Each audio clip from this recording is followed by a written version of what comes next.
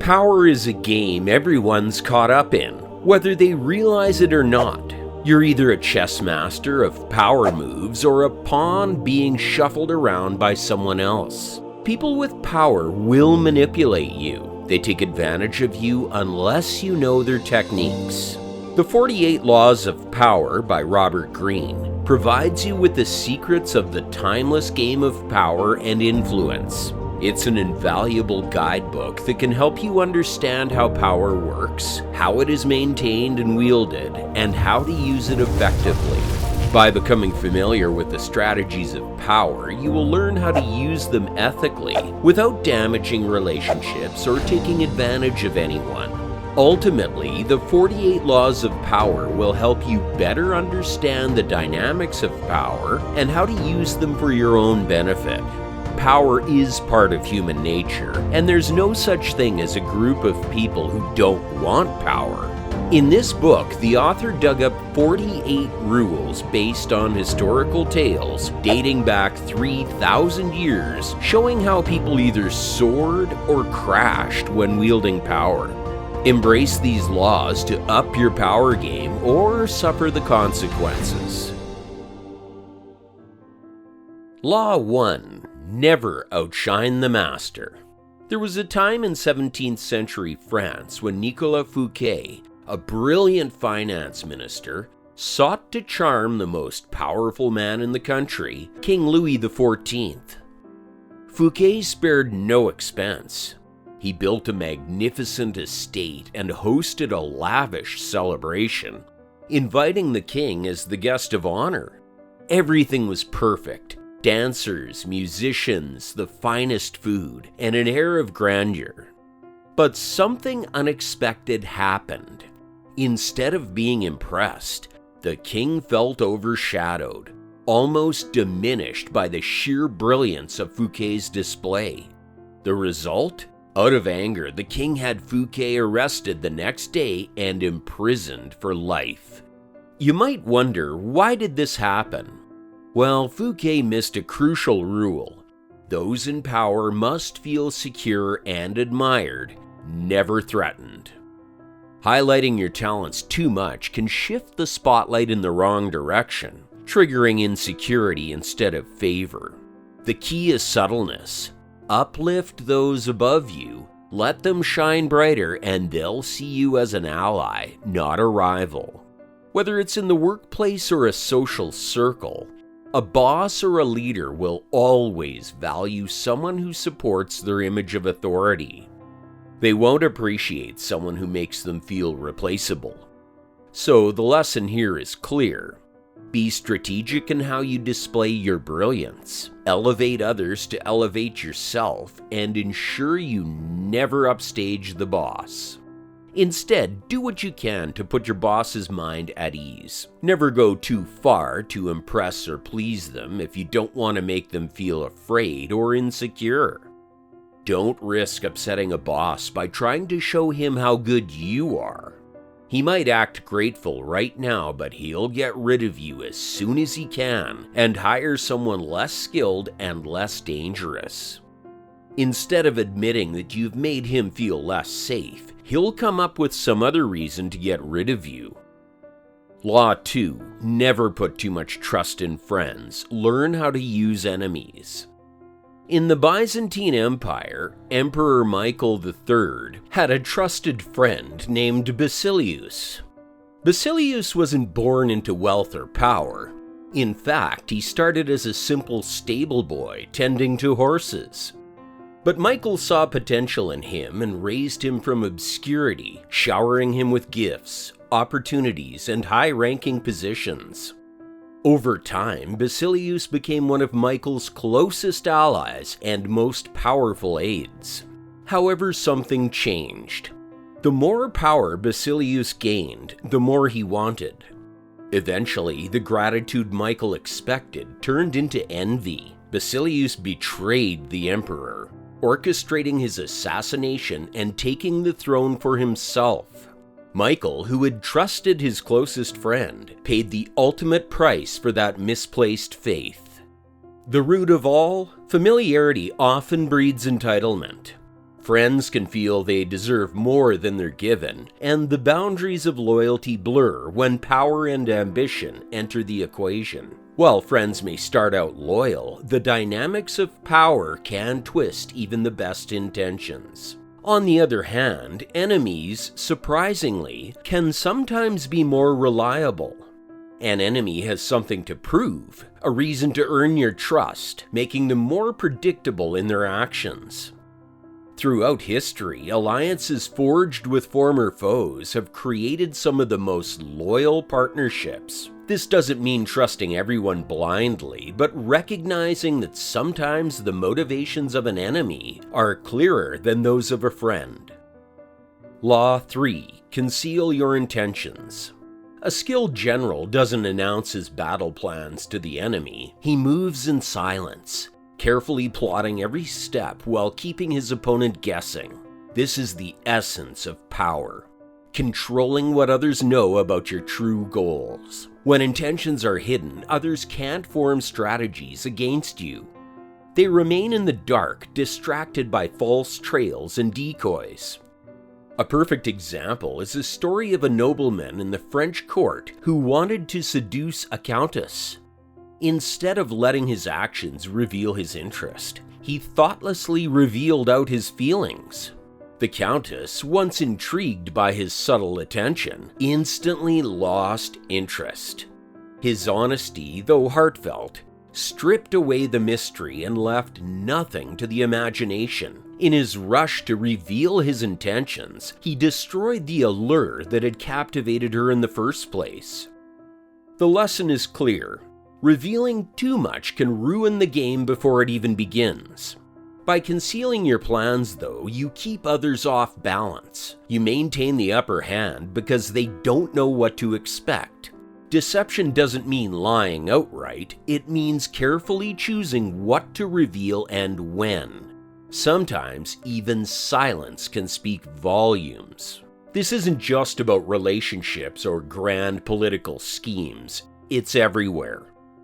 Think about negotiations, whether in business or daily life. If you show all your cards too soon, you lose leverage. On the other hand, when people are unsure of your endgame, they tread carefully, giving you room to maneuver. Law 4. Always say less than necessary. There was a time when words carried weight and silence carried even more. King Louis XIV of France was a master of this. In court, when ministers came to him with matters requiring his decision, he would often respond with nothing more than, "I shall see." Those 3 words were enough to keep everyone on edge. They left the room unsure of his thoughts, guessing at his intentions, and scrambling to win his favor. It wasn't because he lacked clarity. It was because he understood the power of restraint. When you say less, you maintain control. Words are like currency. The more you spend, the less value they hold. Oversharing can make you predictable or even diminish your authority. Silence, on the other hand, commands attention. It forces others to fill in the blanks, often projecting onto you a wisdom or depth you may not even intend. Think about conversations in your own life. The person who dominates the discussion, sharing every thought, often comes across as less credible or even annoying. Contrast that with someone who speaks carefully, choosing words that land with purpose. Their words resonate because they carry meaning, not noise. Law 5. So much depends on reputation. Guard it with your life. In the chaos of World War II, one general stood out not just for his tactical brilliance, but for the fear and uncertainty his name inspired. Erwin Rommel, also known as the Desert Fox, had a reputation that preceded him wherever he went. His enemies, hearing his name, doubted their chances before the first shot was even fired. They knew his reputation for cunning strategy and relentless execution. That fear alone was enough to shift the momentum of battles before they began. Reputation is like armor. It protects you without having to lift a finger. People's perception of who you are shapes how they respond to you. A strong reputation can open doors, command respect, and shield you from unnecessary attacks. But once it slips, the same people who admired you can turn on you. Think about how this applies in everyday life. Someone who's known for integrity will be trusted without question, while someone with a history of deceit will struggle to earn even basic respect. A single misstep can tarnish years of hard-earned credibility. Law 6. Court attention at all costs. There was once an artist who refused to fade into the background. The name, Pablo Picasso. He didn't just create masterpieces, he created a persona that was larger than life. He understood that in a world brimming with talent, the spotlight didn't come to those who waited for it. So he embraced the unusual, even painting works that some found shocking, just to ensure people couldn't ignore him. Whether the reaction was admiration or criticism, he made sure he was the center of attention. In any space, whether it's art, business, or even social circles, fading into obscurity means losing relevance. Being noticed is the first step toward gaining influence, and those who stand out are the ones who shape the narrative. Think about how this plays out today. The individuals or brands that dominate discussions aren't always the most skilled. They're the ones who've mastered the art of visibility. From bold statements to unforgettable actions, they draw the spotlight and make sure it stays on them. But here's the trick. Not all attention is created equal. The focus should be on standing out in a way that aligns with your goals. Be bold, creative, and deliberate, but never reckless. When done right, attention becomes a magnet for opportunities and a shield against irrelevance. Law 7. Get others to do the work for you, but always take the credit. Thomas Edison is remembered as one of history's greatest inventors, a man who revolutionized the world with his innovations. Yet behind many of his successes stood a brilliant mind, often overlooked, Nikola Tesla. Tesla worked tirelessly, bringing ideas to life, but it was Edison who secured the patents, reaped the rewards, and became the household name.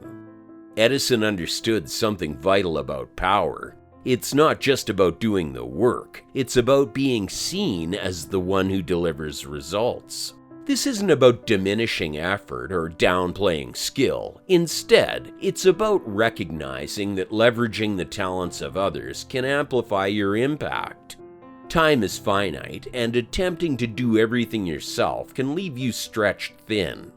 Delegating tasks, hiring experts, or aligning with those whose strengths complement your goals allows you to achieve more faster. Let them build, innovate, and solve while you lead, direct, and take the credit that cements your influence. Law 8. Make other people come to you. Use bait if necessary. In the 19th century, Otto von Bismarck, the master strategist of Prussian politics, knew how to make others play into his hands.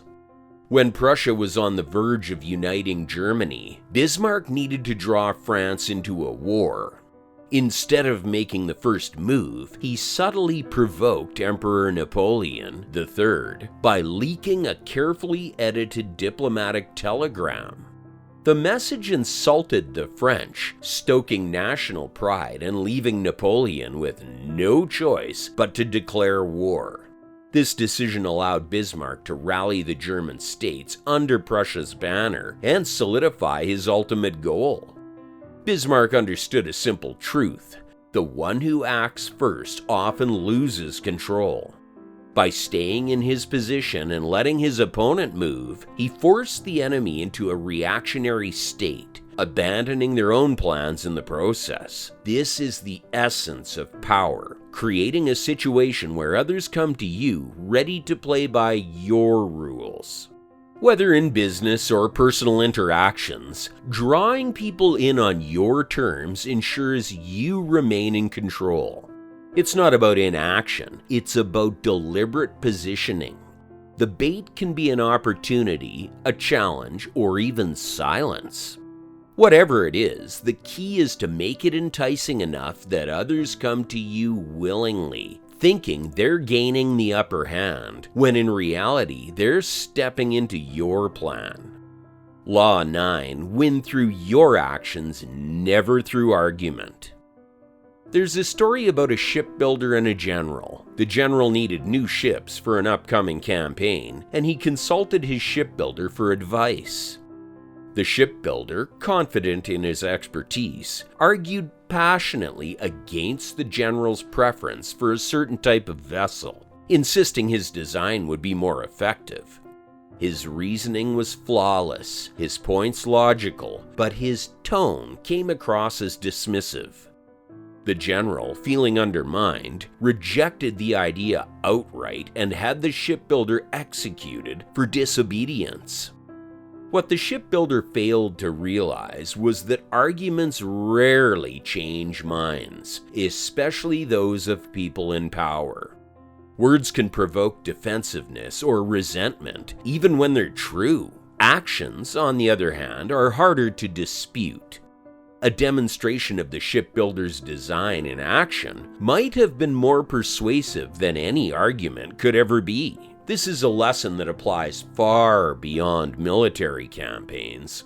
In a professional setting, heated debates or trying to prove someone wrong can damage relationships and reputations. On the other hand, results speak for themselves. A well-executed project, a creative solution, or even a quiet demonstration of expertise can shift opinions without a single word. Law 10, infection. Avoid the unhappy and unlucky.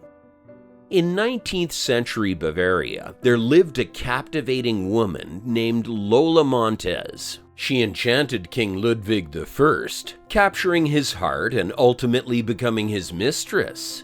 Lola, however, was not known for bringing harmony to those around her.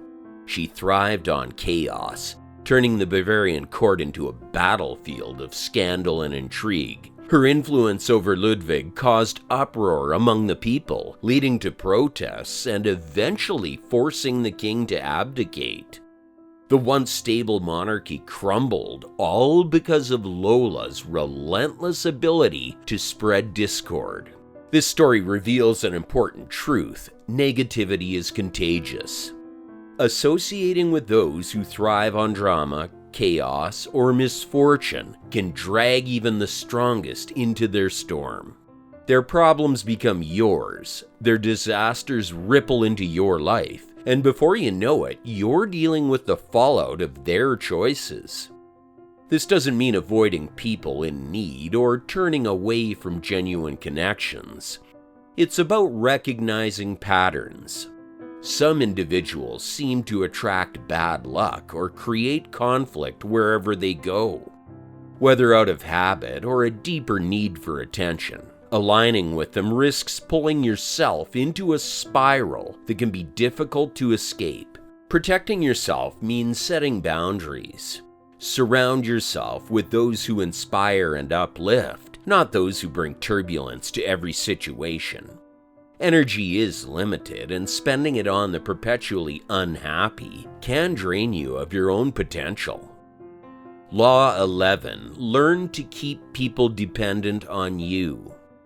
Otto von Bismarck, the legendary statesman who unified Germany, knew the value of making himself indispensable.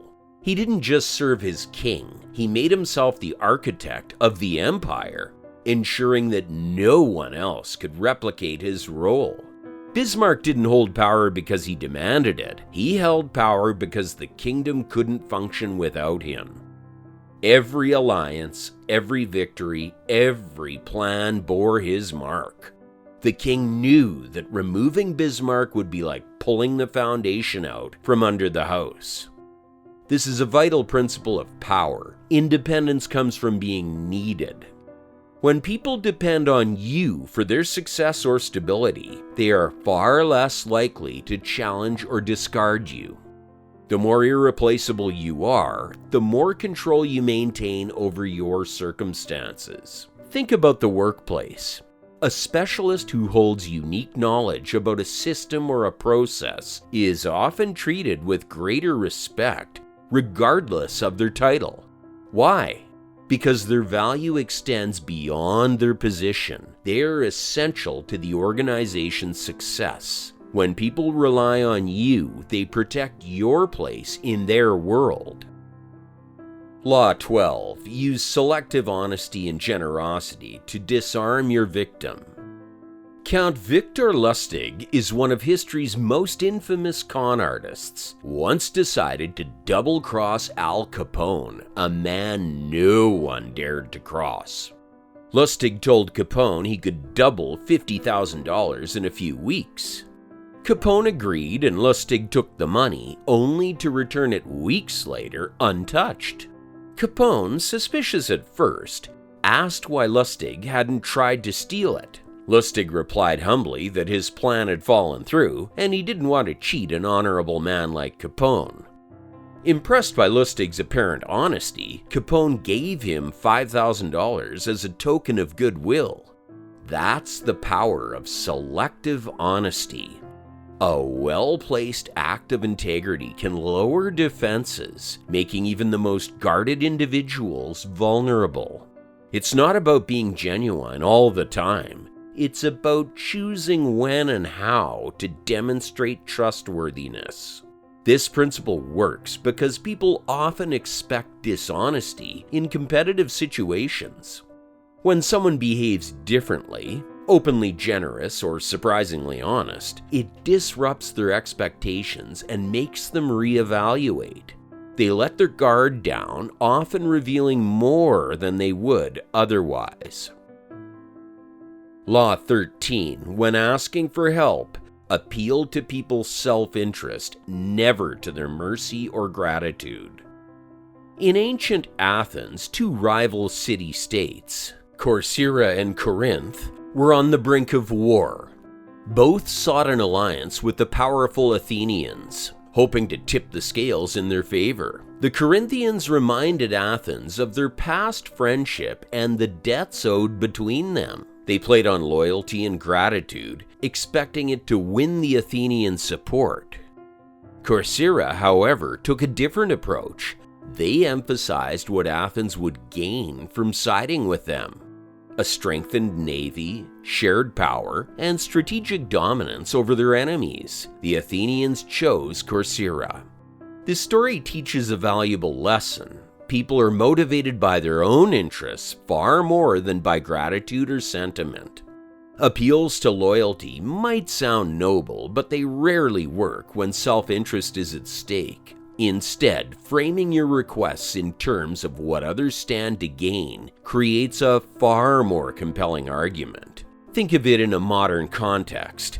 If you're pitching an idea at work, focus on how it will benefit your team or your boss's objectives rather than just asking for approval based on past contributions. People respond to what serves them, whether it's career advancement, financial gain, or recognition. Here's an example.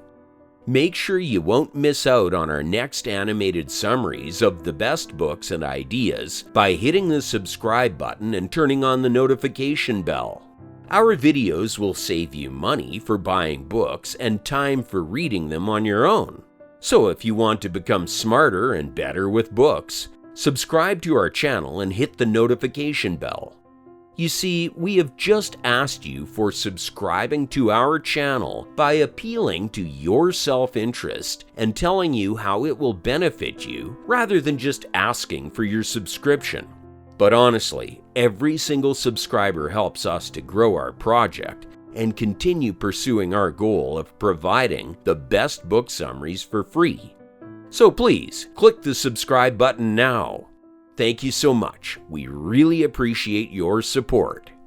Let's go on with Law 14. Pose as a friend, work as a spy. In the court of Napoleon, a French diplomat named Charles Maurice de Talleyrand mastered the art of subtle observation.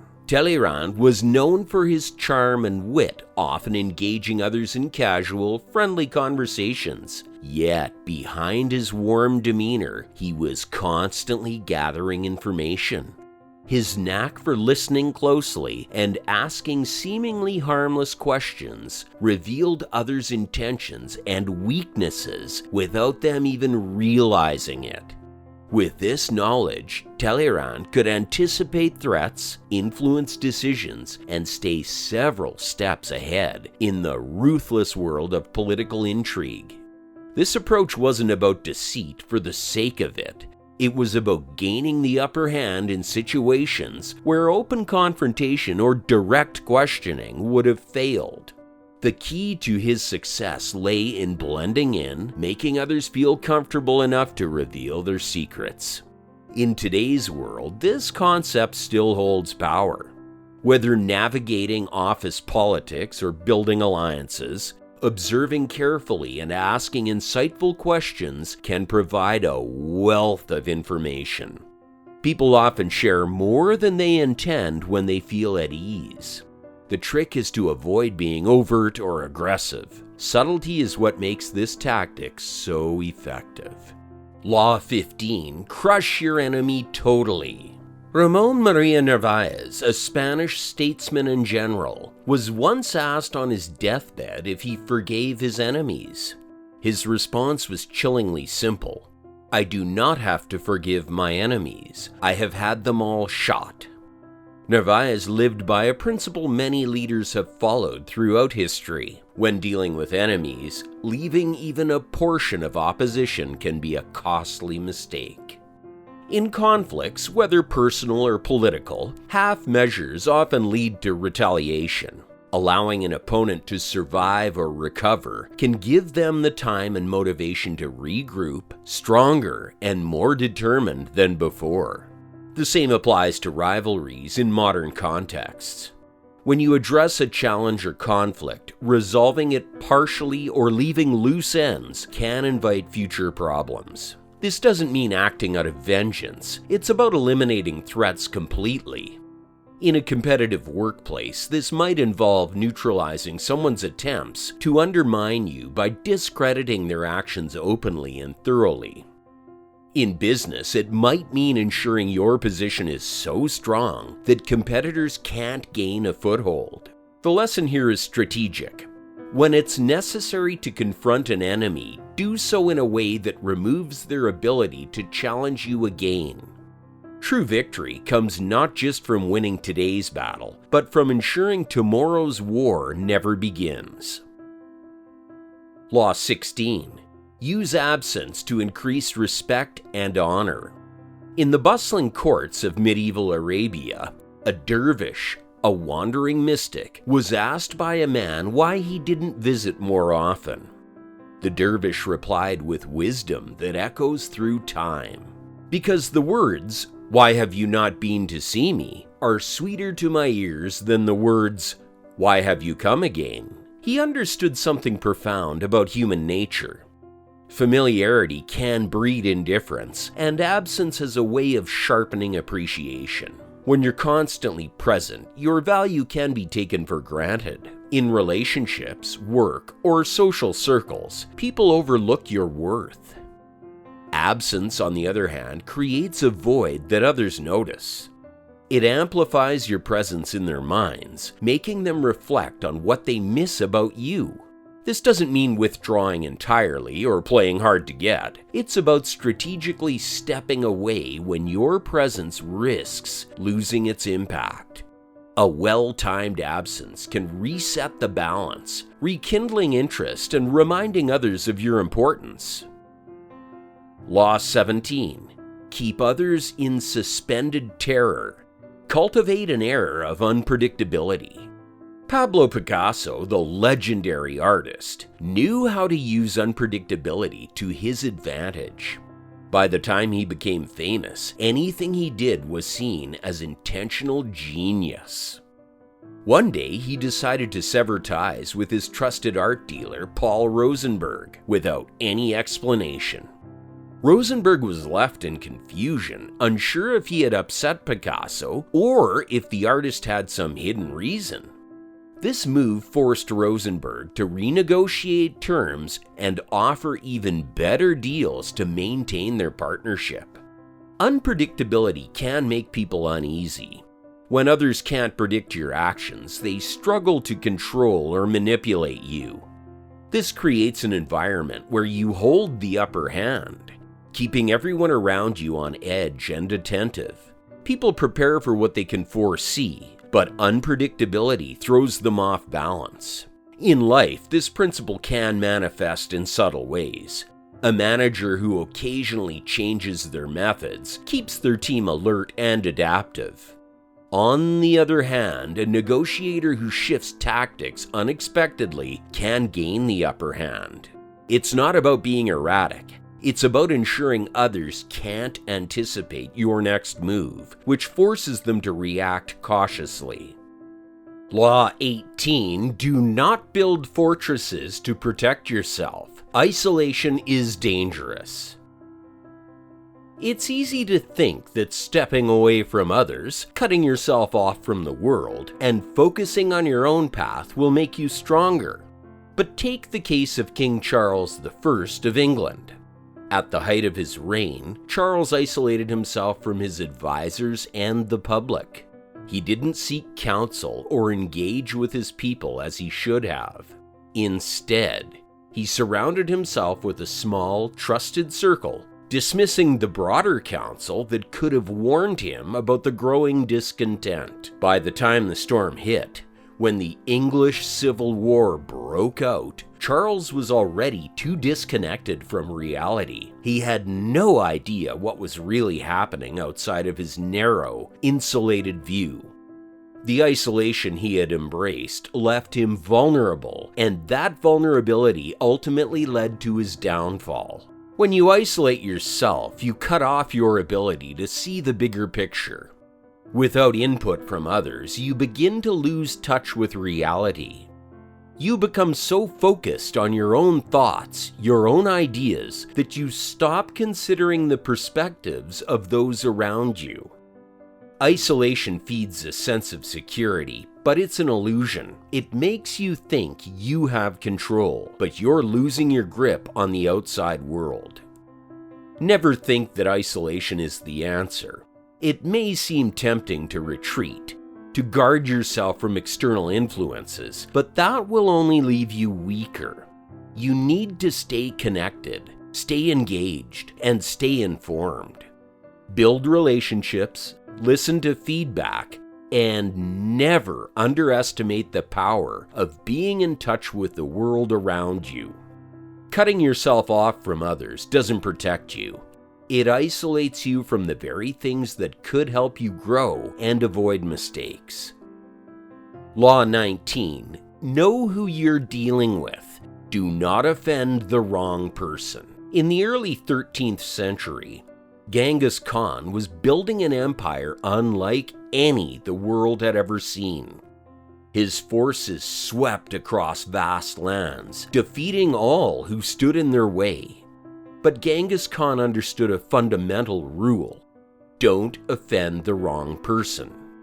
You see, he had sent a group of envoys to the Khwarezmian Empire, a prosperous region ruled by Emperor Muhammad. The mission was simple: negotiate trade terms. However, the governor of one of the cities in the empire, feeling insulted by the envoys, executed them. Muhammad, rather than stepping in and de-escalating the situation, ignored Genghis's demands for justice. This mistake would cost Muhammad dearly. Genghis Khan, known for his ruthless revenge, now had a personal vendetta. He didn't just want to settle the matter, he wanted to wipe out the entire empire for what had been done to his men. His response was brutal. He mobilized his forces and launched a merciless campaign. It destroyed cities, slaughtered tens of thousands, and left the empire in ruins. The Khwarezmian Empire, once powerful and thriving, was obliterated, all because someone had offended the wrong person. Now, you might think, isn't that a bit extreme? Sure, but the lesson remains. Be cautious of who you offend. People in power, or those with the means to retaliate, can have a far-reaching impact. Genghis Khan's empire wasn't just a result of his military genius. It was built on the understanding that respect, loyalty, and careful diplomacy could save you from unnecessary destruction. Offending the wrong person could destroy everything you've built. It would harm your relationship with them. Whether you're dealing with a colleague, a boss, or a competitor, knowing who to challenge and who to avoid can make all the difference in your success. Law 20. Do not commit to anyone. There was a man named Alcibiades. Interestingly, he could never be pinned down. A master manipulator, he used his charm and intelligence to play powerful players against each other for his own benefit. In ancient Greece, the Peloponnesian War raged between Athens and Sparta, with Persia hanging in the balance. Alcibiades saw an opportunity not to serve any one side, but to control them all. He moved between them like a shadow, never truly committing to anyone, always keeping his options open. At first, Alcibiades was a rising star in Athens, trusted by his people to lead the charge against Sparta. But just when the Athenians needed him most, he fled to Sparta after being accused of sacrilege, an offense that could have cost him his life. In Sparta, he quickly ingratiated himself with the enemy, advising them on how to defeat his former city-state. Yet before long, his relationship with the Spartans soured. Where did he go next? Persia. In Persia, Alcibiades played the Persian king and manipulated them into backing his ambitions. His ability to avoid being tied to any one side kept him in a position of power, always able to move, always able to turn situations to his favor. He convinced the Spartans to trust him, but he turned on them when it suited him. Then the Athenians called for his return. He jumped ship, promising his services to his original city-state. Through it all, Alcibiades never fully committed to anyone or anything. His loyalty shifted with the winds, and his greatest allegiance was to himself. He was a man who understood that if you tie yourself too closely to one faction, you risk becoming their pawn. But by staying unattached, you hold the ultimate power to choose the winning side and exploit it for your own benefit. Law 21. Play a sucker to catch a sucker. Seem dumber than your mark. Socrates, the ancient Greek philosopher, had a unique way of winning battles. Not by force, not by wisdom, but by pretending to be the fool. His strategy? Act dumb. Really dumb. He'd approach powerful figures. He'd pretend to know nothing and ask simple, naive questions. His opponents ended up explaining everything in detail, but here's the genius part. They revealed their weaknesses. They showed their contradictions and blind spots, all while thinking they were schooling him. One of the most famous stories of Socrates' strategy happened in Athens. A well-respected politician was giving a speech, boasting about his wisdom and the depth of his knowledge. Socrates, ever the curious figure, strolled up, asking him questions in the most innocent way possible. "What is justice?" he asked, in his most sincere tone. The politician, flattered and eager to show off, began to explain in great detail. But as the conversation unfolded, it became clear that his own explanation was riddled with contradictions. Socrates never attacked. He never told the man he was wrong. Instead, he simply asked more questions, making the politician dig deeper into his own words. By the end of the conversation, the politician wasn't so confident anymore. He was left frustrated and confused. All Socrates had done was ask a simple question, act like he didn't know anything, and allowed his opponent to make all the mistakes for him. This is the core of Law 21. Play a sucker to catch a sucker. The trick isn't to confront your opponent head-on with your knowledge or strength, but to lull them into a false sense of superiority. The more you act like you don't know something, the more they believe they are in control. But as they boast about their brilliance, they reveal too much. This lets you gain insight into their weaknesses. Law 22. Use the surrender tactic. Transform weakness into power. The island of Milos had been proud and independent for centuries. Situated in the Aegean Sea, it had lived by its own rules, far from the grip of Athens. But in 416 BCE, Athens, with its growing empire, turned its eyes on the island. The Athenians sent their envoys to Milos with one message: surrender or face destruction. At first, the Melians stood their ground, proud and defiant. They had no intention of submitting to Athens' power. The Melians believed that their honor and sense of independence could protect them. They trusted in their allies and hoped that the gods would favor them. They argued that it was better to die with dignity than to surrender and live in shame. But the Athenians weren't asking for a negotiation. They were demanding surrender. And when the Melians refused, the Athenian generals unleashed their power. In the end, after the Melians failed resistance, Athens took the island by force. The entire male population of Milos was executed, and the women and children were enslaved. The Athenians had destroyed them, not just as an enemy, but as a symbol of defiance. They had been given a choice: surrender temporarily to gain some kind of future peace, or refuse and face utter annihilation. The fall of Milos highlights a crucial lesson. Sometimes weakness can be turned into power. Surrender, when used strategically, can be a powerful tool. It's not about giving up, it's about knowing when to hold your ground and when to wait for the right moment to strike back with greater strength. Law 23. Concentrate your forces. The Roman Empire, once an unstoppable force, stood at the peak of its power. Its borders stretched across vast territories, from Britain to the Middle East, from Spain to North Africa. At its height, Rome was a beacon of power. Its legions feared across the known world. But as time passed, cracks began to form in its empire, and a critical mistake was made. Rome divided itself.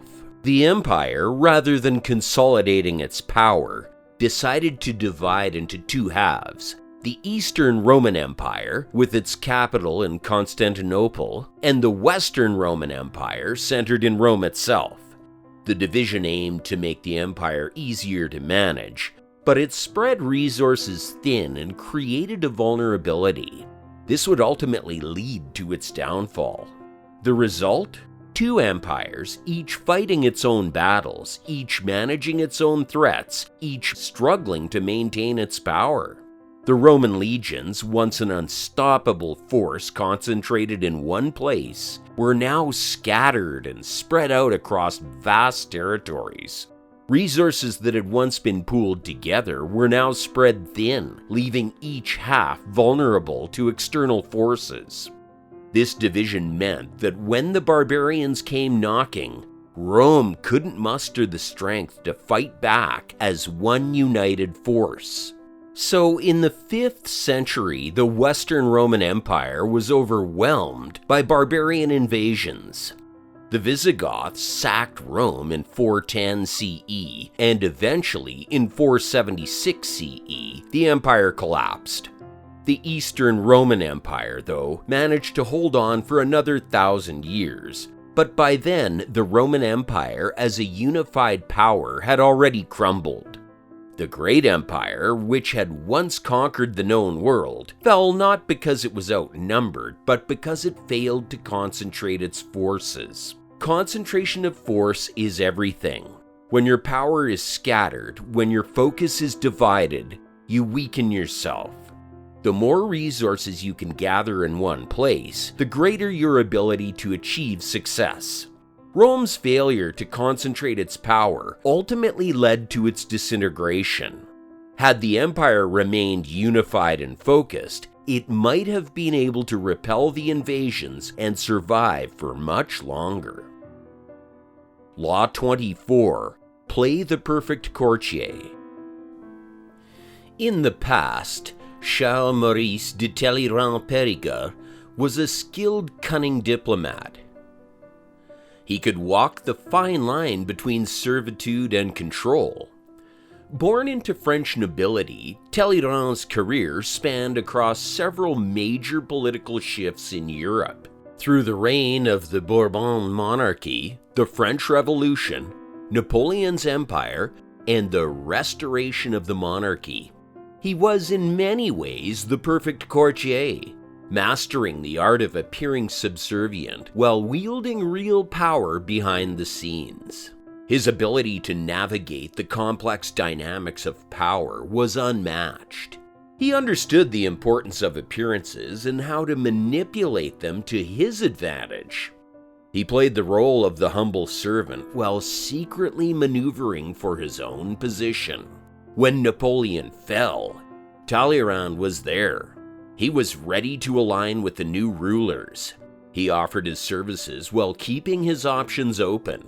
He shifted his loyalty from one powerful leader to another, always appearing to be a subordinate but never truly giving up his power. The mastery of courtier behavior was not about blindly obeying. It was about understanding how to stay close to power while never relinquishing it. A true courtier knows when to speak, when to remain silent, when to bow, and when to step back. Talleyrand excelled at this delicate dance. He maintained his position while skillfully influencing those around him.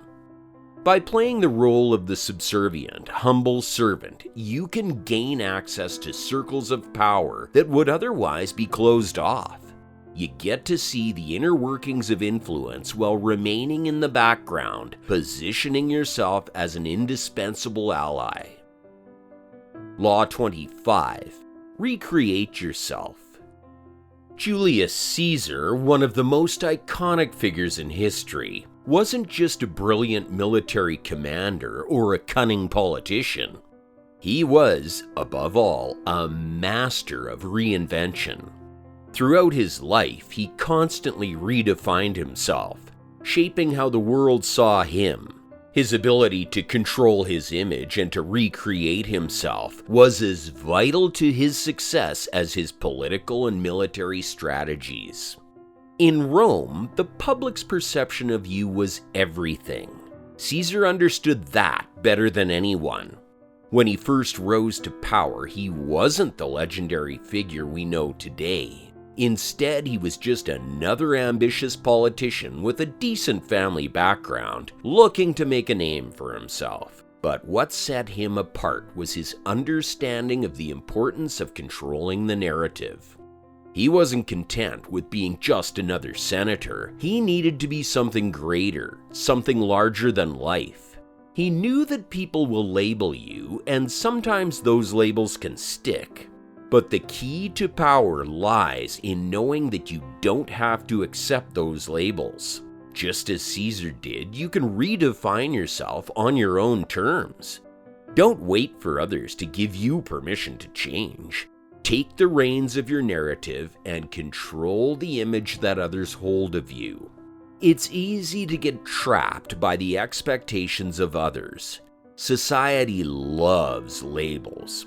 Whether it's in your career, your personal life, or even in how you present yourself to the world, people often try to define you based on past actions or appearances. But if you want to rise above those definitions, you need to take control.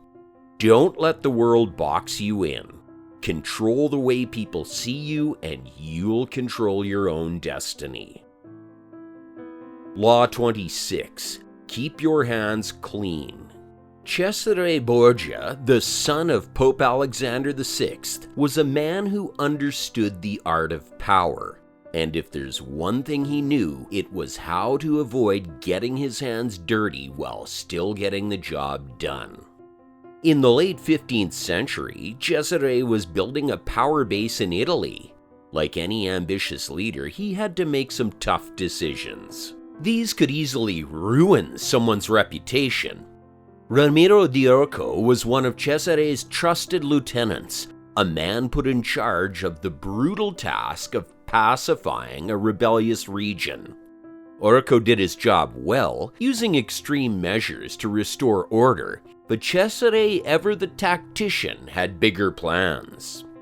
He wanted the power that came with controlling the region, but needed to distance himself from the mess that Urco had made in the process. So Cesare executed a brilliant move. He made Ramiro di Urco the scapegoat for the violence that had taken place, portraying him as a ruthless, out-of-control officer who had exceeded his orders. Cesare then executed Urco publicly, presenting the whole situation as a tragedy of mismanagement. The message was clear. Cesare was innocent. He was the ruler who sought peace, but it was his subordinates who were to blame for the brutality. The people, eager to believe in their leader's virtue, bought the story. By distancing himself from the dirty work, he kept his reputation clean, all while maintaining control of the region and its power. The key to his success? He never got his hands dirty. He allowed others to take the fall, presenting himself as a man of honor even when his hands were as stained as anyone's. This doesn't mean you should avoid tough decisions or responsibility. Instead, it means that when it comes to the dirtier tasks, those things that could damage your reputation, you need to be strategic. Let others carry the weight while you maintain your image as the man or woman of integrity. Law 27. Plan on people's need to believe to create a cult-like following. Throughout history, there's one thing that has consistently moved people: their need to believe in something greater than themselves. This desire has been tapped into time and time again, from religious movements to political ideologies. There's power in belief, if you understand how to harness it. Take a moment to think about the rise of any powerful leader, especially those who have used religion or ideology to gain control. One striking example is the way religious figures often play on the deep-rooted desires of followers to believe in a higher purpose, in something beyond the physical world. These leaders can exploit the human craving for meaning. They use it to build movements, gather power, and create loyalty. In the 19th century, the philosopher Friedrich Nietzsche offered a stark warning about this phenomenon. He argued that people often fall into irrational beliefs, blind devotion to ideologies, or leaders who prey on their emotions. Nietzsche warned that blind belief can be dangerous. It clouds reason and makes people easy to manipulate. However, for those who understand how to tap into this need to believe, the potential for control is enormous. Look at figures like cult leaders who use their charisma and deep understanding of human psychology to manipulate followers. They don't just offer a new way of thinking, they offer a sense of purpose. They create an environment where their followers feel special, chosen, part of something bigger. These leaders exploit the belief that life has a deeper meaning. They weave their narrative into their followers' worldview. Why does this work?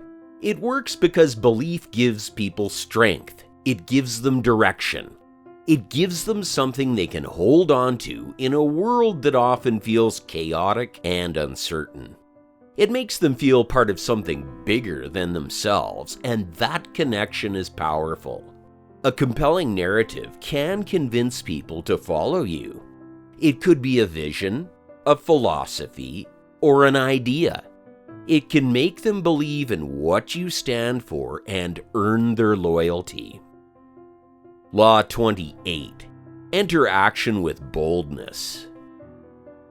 Back in the days, there was a man named Monsieur Victor Lustig. He was a man whose boldness was so audacious that it's almost hard to believe. And well, he wasn't just any ordinary con artist. He managed to sell the Eiffel Tower twice. Yes, you heard that right. He convinced businessmen that the Eiffel Tower, the iconic symbol of France, was being torn down for scrap metal. His secret? The power of boldness. When you walk into a room with confidence, when you exude absolute certainty in your actions, people follow. Lustig didn't hesitate, didn't second guess himself. He owned the situation. That is the essence of entering action with boldness. It's the same principle that applies to anyone in a position of power or influence. Think about Mike Tyson during his peak years in boxing. Tyson's opponents were often defeated before they even stepped into the ring. Why? Because of his reputation and his aura of confidence. Tyson didn't need to deliver a speech or even move around much in the early rounds. His mere presence, his boldness, was enough to make many of his challengers shrink back. Hesitation in the face of such confidence is a sign of defeat, and his opponents knew it. They hesitated, and Tyson capitalized on it. People are drawn to certainty. They're drawn to those who believe in themselves and their decisions. When you walk into a room with that kind of energy, you're not just entering a space, you're taking it over. Whether in business talks, leading a team, or making tough personal choices, the rule is the same. Enter with boldness. Make decisions quickly, without second guessing, and trust that your confidence will carry you through. Law 29. Plan all the way to the end. It's a well-known story. The Greeks on Mount Olympus looking down at the human world, laughing at our folly. They see us rushing into decisions without thinking of the consequences. Look at them, they say. They can't even plan beyond the first step. It's almost as if they're watching a comedy unfold. Humans setting things in motion, unaware that they haven't thought things through. The gods of Olympus could already see what would go wrong while we were still in the dark. This brings us to one of the most critical laws in life and leadership. Plan all the way to the end. We can't simply get excited by the idea of starting something new. Whether you're starting a new business, making a big decision, or facing a tricky situation, your plan must go beyond the starting line. You must anticipate every step, every outcome, and every consequence. Take Alexander the Great, for instance. His military campaigns were legendary. But what truly set him apart was his ability to think several steps ahead. He didn't just charge into battle and hope for the best. He planned. He understood the terrain, the weather, the timing, and even the psychology of his enemies. His strategy was always focused on victory, but he saw beyond the immediate. He looked at what his victories would lead to. He planned all the way to the end, and that's what made him successful. So the next time you make a decision, don't just think about the first step. Think about how that decision will unfold and anticipate how the situation will evolve. Have a plan for the journey, but also be ready for unexpected diversions. Because while it's great to plan, it's your ability to adapt along the way that will ultimately lead you to success. Law 30. make your accomplishments seem effortless.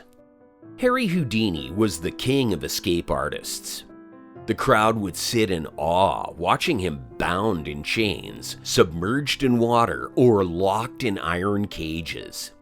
To the audience, he seemed like a man who could effortlessly slip out of any situation. With every dramatic twist, turn, and gasp, he left people believing that there was nothing to his escapes but sheer magic. The more he made it look easy, the more they were amazed. But here's the secret. Nothing about Houdini's escapes was easy. Behind the scenes, Houdini spent endless hours preparing, training, and rehearsing. The chains, the locks, the cages, they were all designed to be as challenging as possible. But Houdini's genius wasn't just in escaping, it was in making it look effortless. It was all part of the act, and that's where the real magic happened. Because when things look effortless, people start to believe that they are effortless. This brings us to an important principle. Making your accomplishments seem effortless increases their value. We all know the type. They brag about how hard they worked, they show off their struggles, and they want everyone to know how much effort went into their success. But in reality, this often has the opposite effect. When you constantly highlight your efforts, you risk draining the allure of your accomplishments. The harder you talk about your struggles, the less impressive your success seems. When things appear effortless, people are drawn to them. Think of it like this. When you see someone handle a complex situation with ease, your first thought isn't, "Wow, they must have really struggled." It's more like, "How do they make it look so easy?" You admire the person for their skill, their control, and their calmness in the face of adversity. It's the illusion of effortlessness that creates admiration, not the recounting of a painful, drawn-out process.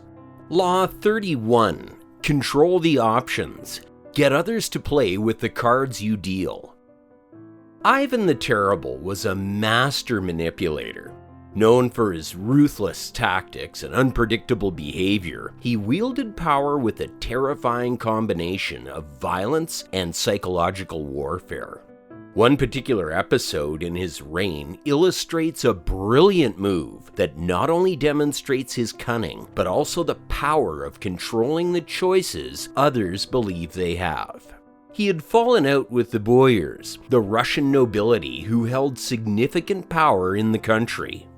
In his rage, he exiled them, leaving their lands and fortunes in turmoil. But the twist came when Ivan presented them with a false choice that they couldn't resist. He allowed them to choose, suffer for their dissent, or beg for his forgiveness and return to his favor. The boyars, with no real power of their own, rushed to beg for his return. What they didn't realize was that Ivan had already made the decision to come back to power. By presenting them with what appeared to be a choice, he manipulated the situation to his advantage. This law is all about creating the illusion of freedom. Often we think that to get people to act the way we want, we need to directly command them, force them into a corner, or lay down strict rules. But sometimes the best tactic is to create a scenario. It should make the person think they are making a choice. In reality, the outcome is already decided. By giving people a false dichotomy, you make them feel empowered, but you've already controlled the options. In any negotiation, you can steer the other person's choices. Present them with two options that both lead where you want. It's like playing a game of chess where you know every possible move your opponent can make. No matter how they move, you're in control. Law 32. Play to people's fantasies. Back in the day, there was an alchemist named Il Brigadino, but not the kind you'd find in a laboratory mixing chemicals. No, he was the type who specialized in illusions, a master of making the impossible seem possible. He wasn't a scientist, he was a magician of the mind, and his most famous trick? Turning wood into gold. He'd make his grand proclamation, his voice filled with confidence. With the touch of my alchemical skills, this wood shall be turned into gold. And with a flourish, he would perform what seemed like the impossible, watching his audience's faces light up with disbelief. As the story goes, some even swore they saw gold shimmer before their eyes. Today we know that wood doesn't turn into gold just because someone says a few words. But back then, people were eager to believe in the extraordinary. Il Brigadino didn't fool them with science or reason. Instead, he appealed to their deepest desires and fantasies. Their wish to believe that the impossible was within their grasp. And in doing so, he made a fortune. The key here is understanding that people's fantasies can be far more powerful than the truth. People often desire things that seem out of reach, things that defy logic, things that no one else can promise them. And it's precisely in these desires where you can find your opportunity. If you can tap into people's fantasies, they'll follow you. They'll pay you and trust you, even if your offer isn't real. This is true whether you promise a shortcut to success, answers to life's mysteries, or untold wealth. It's the same principle used by con artists, false prophets, and even advertisers. When something seems too good to be true, we often want to believe it because deep down we long for magic, for the extraordinary, for the impossible. Law 33. Discover each man's thumbscrew. Cardinal Richelieu, the mastermind behind much of France's political maneuvering in the early 17th century, understood one key thing about human nature. Everyone has a weakness. It's a truth that he wielded like a sharp blade, cutting through his rivals and elevating himself to a position of immense power. He didn't simply rely on his intellect or his political acumen. No, his real strength came from understanding the vulnerabilities of those around him and using them to his advantage. Take his relationships with his allies and enemies.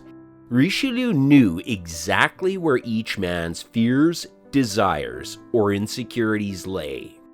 With one, it might have been a secret affair that could ruin his reputation. With another, a financial debt he couldn't afford to pay.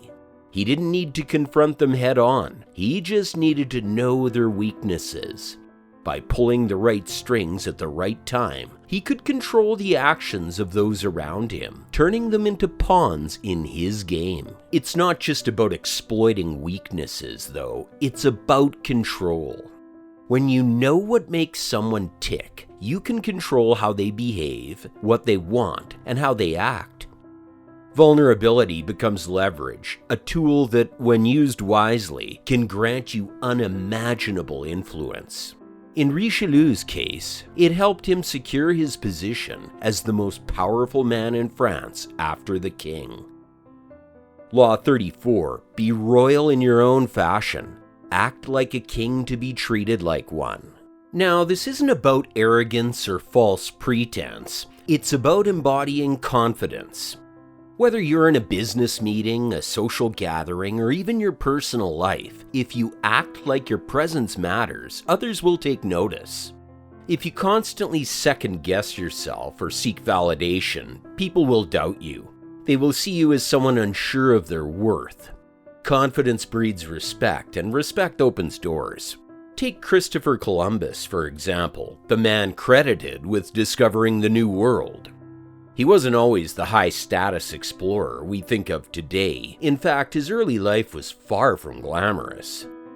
Born to a humble family in Genoa, Italy, Columbus wasn't born with a title or an abundance of wealth. Yet when he set out to change the course of history, he did so with one crucial belief. He was already a king in his own right. He wasn't the only one to understand this principle. History is full of figures who, by acting as if they already held authority, gained it. Perception often outweighs reality. When people see you as confident, self-assured, and worthy of respect, they start to treat you as such. It's not about faking your way through life. It's about carrying yourself with the same self-assurance that someone born into power would have. Law 35. Master the art of timing. We all face moments in life where waiting too long can be just as damaging as acting too soon. In business, relationships, and personal growth, recognizing the perfect moment to take action can lead to incredible breakthroughs. But timing isn't just about waiting. It's about knowing when to pounce and when to bide your time. An example of this is Joseph Fouché. He was a master of survival, not through brute force, but through something far more subtle: timing. During the French Revolution, the political winds could shift overnight. Fouché stayed a step ahead. He read the room and adjusted his allegiance to suit the moment. He knew when to stand firm and when to switch loyalties. His ability to shift from supporting one faction to another at just the right time is what kept him in power long after many of his contemporaries had fallen. When Napoleon's empire began to falter, Fouché saw the writing on the wall. He didn't cling to a lost cause. Instead, he sensed the moment. And when it was time to jump ship and align himself with the new order, keeping his influence intact. In the end, timing is everything. In a world filled with opportunities and risks, knowing when to act and when to hold back can make or break your success. Law 36. Disdain things you cannot have. Ignoring them is the best revenge. King Henry VIII had it all. He was a king, powerful, wealthy, and blessed. Yet one thing eluded him: a male heir. After years of trying with his first wife, Catherine of Aragon, and facing disappointment, he began to shift his focus. His deep frustration and obsession with the unattainable took a toll. But Henry found a solution.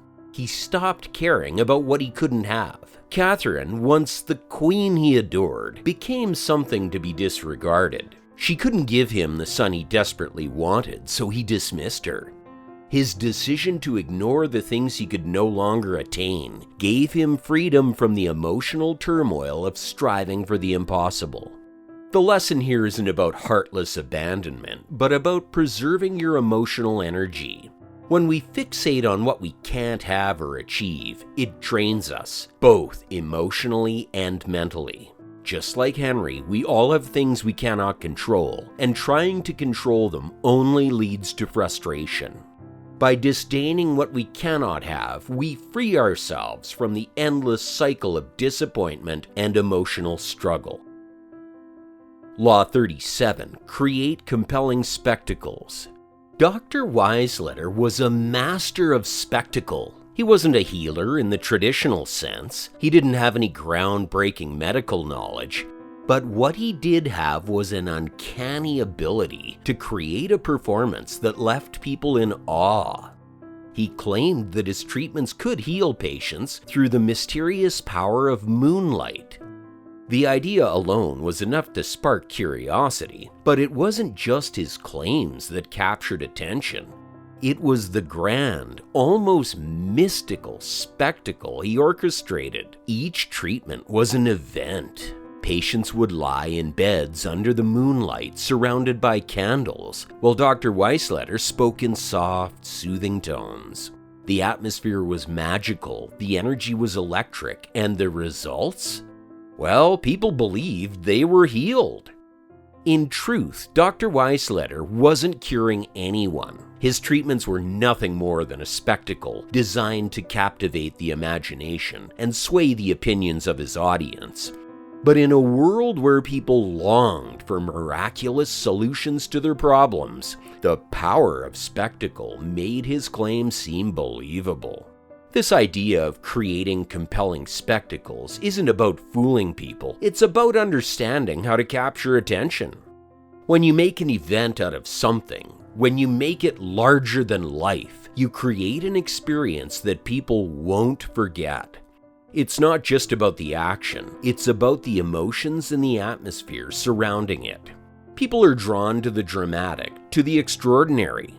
A simple event, when amplified with the right flair, can transform into something monumental. Law 38. Think as you like, but behave like others. When we think of society's greatest figures, the ones who leave a mark, many of them were masters of blending in. They knew how to move among different groups without drawing attention to their differences. They were never the person pushing to the front, waving their arms to be seen. They operated with quiet confidence, using subtlety to their advantage. By behaving like everyone else, they became powerful without ever seeming like they were trying. Think about it. Social environments thrive on unity. When you're too loud, too flashy, too different, you risk alienating yourself from the group.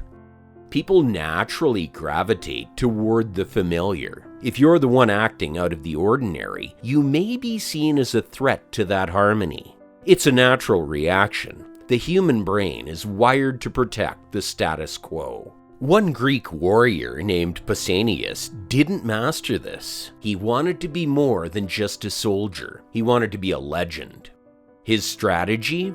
Stand out from the crowd, make his presence felt, and show that he was above the others. But in doing so, he made one critical mistake. He went too far. Instead of fitting in with his comrades, Pausanias tried to elevate himself to a level where he was seen as different, superior. The other warriors, the ones who played by the rules of the group, grew annoyed. The constant need for attention, the constant reminder that Pausanias thought himself better than the rest, sparked jealousy and eventually led to his downfall. His boldness, his desire to always be seen as more, turned him into a target. The lesson here is simple, yet often ignored. Blending in is far more powerful than standing out, especially when it comes to social dynamics. Law 39. Stir up waters to catch fish. There's an old trick that some of the world's most cunning strategists know well. Create chaos to lure your opponent into making mistakes. It's a simple strategy, yet it's incredibly effective. Let's take the story of a seasoned trapper who knows that the best way to catch a fish isn't always to chase it directly. Sometimes you need to stir up the waters. You throw in a bit of bait, a distraction, and watch how it draws in the prey. It's all about creating emotional reactions. When you disrupt someone's emotional equilibrium, they lose their focus. Their rational thinking goes out the window and they start making decisions based on impulse, not strategy. Their defenses weaken, and that's when you strike. The lesson? When you see an opportunity to unsettle, don't hesitate to cause a little disturbance. It's often when everything feels out of control that the greatest victories can be seized. Create confusion, make them reactive, and wait for them to make a mistake. And when they do, you're already in a position to take advantage. Law 40. Despise the free lunch. The King of France had a keen sense of how to keep his nobility in check while simultaneously making sure his enemies felt the strain. One method? Gifts. Not just any gifts, expensive, grand, and strategic gifts. He would send priceless paintings or lavish tokens to his nobles and rivals alike.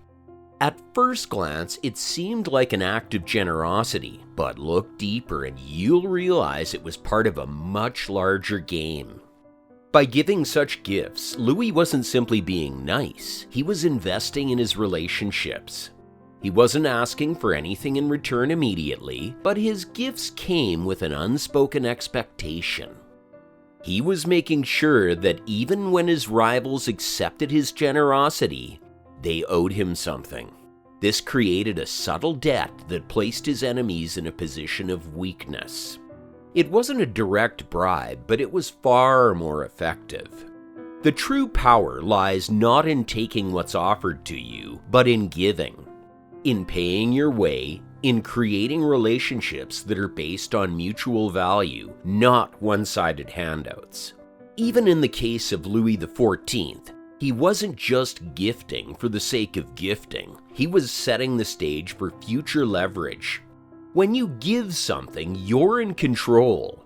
You hold the power of choice, of interchange. This is why despising the free lunch is essential. It's a powerful reminder that nothing comes without consequences. By relying on others' generosity, you may think you're getting ahead, but what you're really doing is handing over the reins of power. You become dependent, and dependency is always a liability. Law 41. Avoid stepping into a great man's shoes. Alexander the Great, one of history's most legendary conquerors, knew the weight of legacy.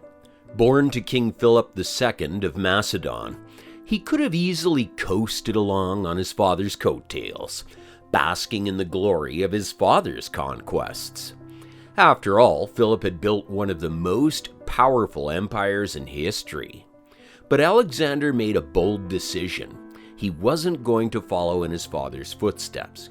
When Alexander inherited the throne after his father's assassination, he faced a daunting challenge. How could he possibly surpass the greatness of Philip, who had already conquered vast territories and created a powerful kingdom? Instead of trying to live up to his father's accomplishments, he chose to carve his own path. He didn't just want to rule. He wanted to expand and innovate in ways that would leave a legacy all his own. By refusing to simply step into his father's shoes, Alexander created his own identity and legacy. He wasn't merely a successor. He became the architect of his own empire, one that stretched across continents, from Greece to Egypt and even into India. The empire he built was unlike anything his father had envisioned. In life, there's always the pressure to live up to the expectations placed on us, especially if we come from a family or a legacy that has already achieved greatness. We see the footsteps of those who came before us, parents, mentors, or even historical figures, and the temptation to follow their path is strong. But when you spend all of your energy trying to live up to someone else's standards, you might find that you've lost your own voice. Instead of worrying about following in someone else's footsteps, focus on creating a path that's uniquely yours. This lets you escape the weight of comparison. It also opens the chance for a legacy of your own, one that could surpass anything before it. Law 42. Strike the shepherd and the sheep will scatter. If you want to dismantle a group, neutralize its leader. Attack the shepherd and the sheep will scatter. The system becomes vulnerable when there's no one at the top keeping everyone aligned. Remove the one who holds the power, and the rest of the players will start to fight among themselves, looking out for their own interests rather than the group's. Take, for example, a political regime that rests on one leader's charisma. If that leader is brought down, whether through force, scandal, or manipulation, the structure collapses. It's not just about that individual's power, it's about how they've shaped the dynamics of the group around them. Once they fall, the group loses its unifying force. In the end, the law is a reminder of how central authority can hold a system together or cause it to crumble. The lesson here? Whether you're aiming to gain power or protect your own, always recognize who the leader is and understand the impact their presence or absence will have on the group. Law 43. Work on the hearts and minds of others. Marie Antoinette, the Queen of France, was once a figure of grandeur. Her extravagant lifestyle and ostentatious mannerisms were the talk of Europe. But beneath that royal facade, there was a problem. She had lost touch with the very people who mattered most, the common folk of France. The story goes that when the people of Paris were struggling with poverty, famine, and high taxes, someone allegedly told the queen about the scarcity of bread. Her response, "Let them eat cake," became infamous. Whether or not she actually said it doesn't matter.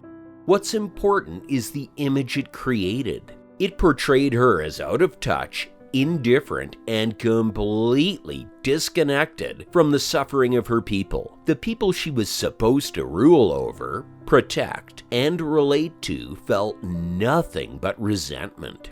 She didn't just lose the people's favor, she alienated them completely, and that played a major part in the downfall of the French monarchy.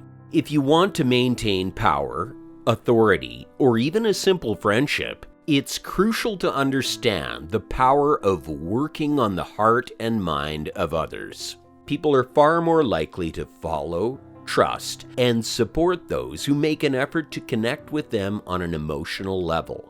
Think about it. Kindness, empathy, and being genuinely agreeable can go a long way. When you show people that you understand and care, they are more likely to be loyal and supportive if you listen to their concerns. On the other hand, if you ignore their needs or act dismissively, like Marie Antoinette did, the emotional connection will break, and with it, their support. Law 44. Disarm and infuriate with the mirror effect. Alcibiades, the cunning Greek general and statesman, had an extraordinary talent. No matter where he went or who he dealt with, he seemed to effortlessly blend in, winning the trust and admiration of even the most skeptical. Whether among the Athenians, Spartans, or Persians, Alcibiades could mirror their values and behaviors so convincingly that he became one of them, earning their loyalty while disarming any hostility. This was the mirror effect at its finest. By mirroring the behaviors, values, and attitudes of those he met, Alcibiades disarmed their suspicions and gained their trust. At the same time, this ability allowed him to maintain control of situations, ensuring that he always remained a step ahead. What made his strategy so brilliant was its simplicity. People are naturally drawn to what feels familiar.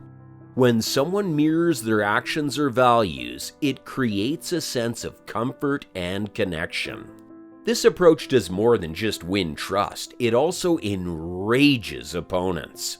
Mirroring someone can be unsettling when used strategically, as it forces them to confront their own actions. It's like holding up a reflection that they can't escape. This tactic has been used countless times in negotiations, psychological warfare, and even social dynamics. Mimicking someone's behavior can validate them, but if they sense it's intentional, it can unnerve them. They might overreact or lose their composure. So the next time you face a tense negotiation or a challenging interaction, think of Alcibiades. Disarm with familiarity, control with subtlety, and influence with reflection. The mirror effect is both a shield and a sword. Use it wisely. Law 45. Preach change, but never reform too much at once. In 1958, Mao Zedong launched the Great Leap Forward, a campaign aimed at transforming China's economy. His goal? To rapidly industrialize the country and move from an agricultural society to a modern powerhouse. It was ambitious, it was bold, and it was disastrous. He pushed his vision for change with incredible urgency. The people were told to start new farming methods, build massive steel furnaces, and essentially reshape the entire economy in record time. But the speed of this change was its downfall. The new farming techniques failed. crops were destroyed, and millions of people starved as a result. His idea of rapid, sweeping reform didn't just cause chaos, it brought immense suffering. But his failure was not in his ambition, but in his lack of patience. True, change is inevitable, and in some cases, it is necessary. But when you push for reform too quickly, it creates a backlash.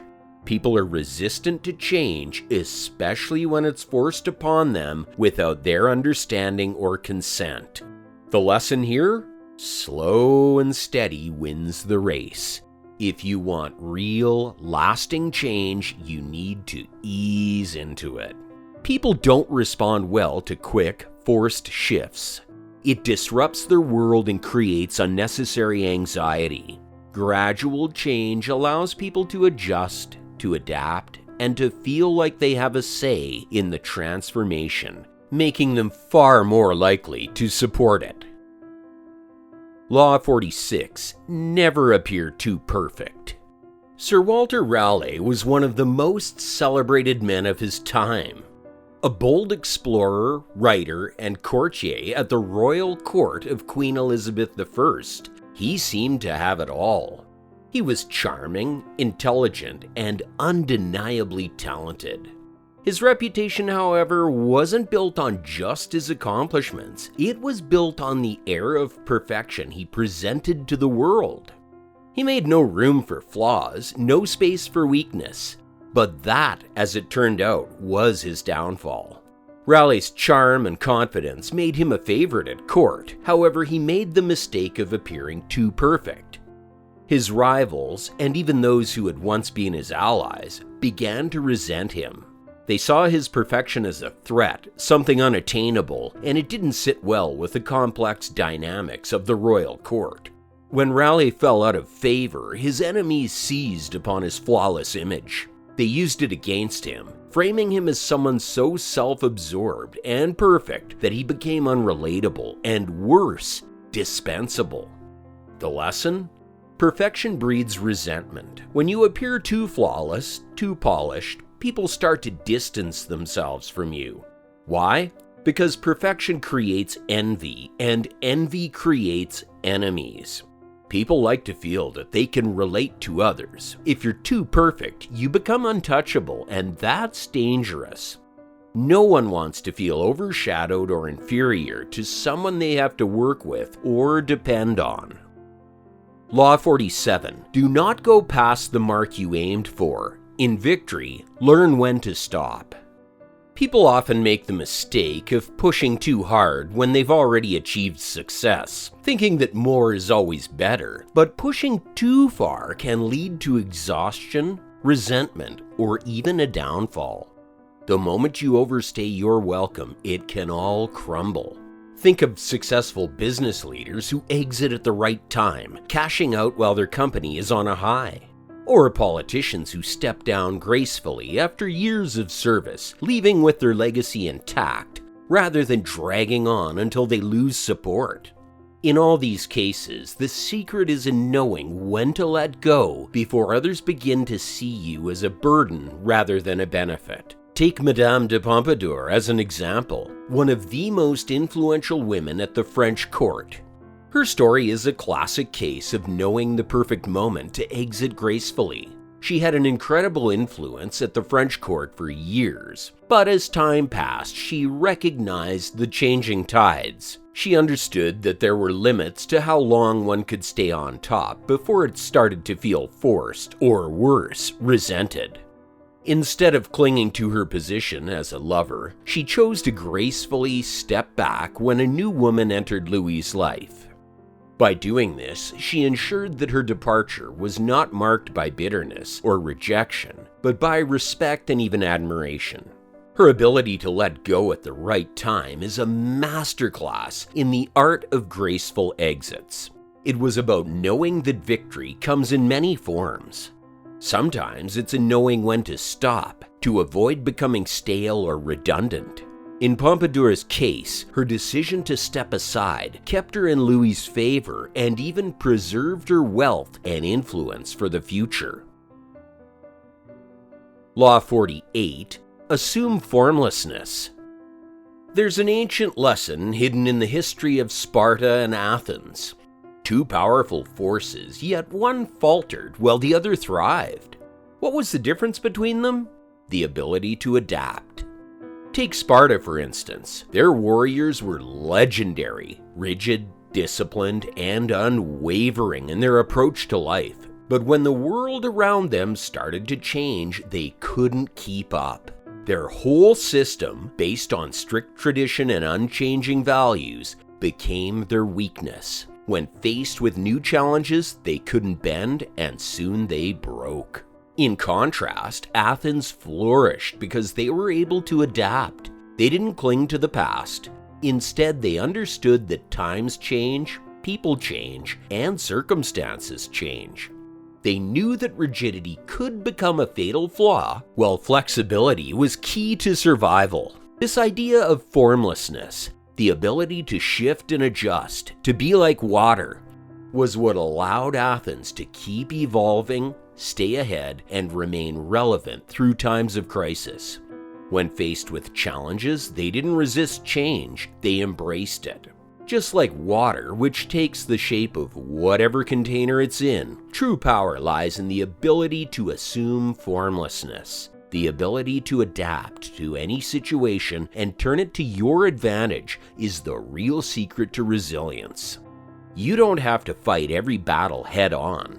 Sometimes the best strategy is to flow with the currents, to take on whatever shape is necessary to survive. Whether it's in business, in relationships, or in life, flexibility is essential. In an ever-changing world, those who try to hold on to outdated ways of thinking and acting will eventually be left behind. But those who can bend and adjust will not only survive, but thrive.